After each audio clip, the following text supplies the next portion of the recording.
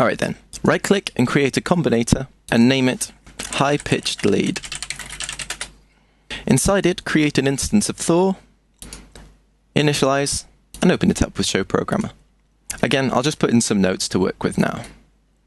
Okay, I'll warn you now, this may seem like a simple and almost childish synth, but when you hear it in context for the song, you'll see how gorgeous it can be.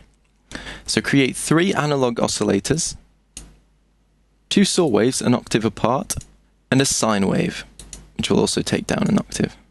The saws will be the piercing sharpness of the sound, while the sine will provide the punchiness. Send them through with the 2 and 3 buttons. In the filter, simply turn the frequency down to about 400 Hz. This removes the majority of that very high end, and it won't be completely taken off because we're leaving the envelope value there just to give us that high end punch to the start of the effect, which is what we want. So let's take a listen to it at the moment. As I said, very simple, but it'll start sounding gorgeous in context soon. Turn on the chorus, and take the dry wet down. This effect really needs to punch through as much as possible because it's quite weak on its own. And turn up the release a bit in the amp envelope, just so it has a little bit of a short reverby tail to the effect. Now, to bring up the volume as much as possible, I'm going to make a compressor and a maximizer. So right-click, create M-Class Compressor, and right-click, create M-Class Maximizer.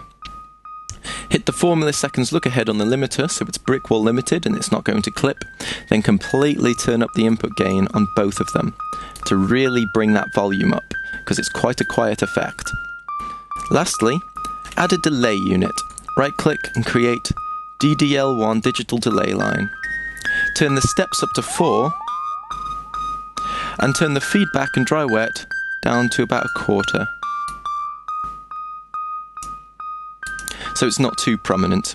What this will do is echo the previous note into the next one, and when there is a semitone apart, this creates some absolutely gorgeous dissonance. It's like there, just then. Okay, so let's take a listen to this in context. See what I mean by how it's a really gorgeous synth? It just feels like the peak of the song at this point. And that's what trance is all about. Building up to a peak, holding you there, then bringing you back down, ready for the next euphoric peak. Note-wise,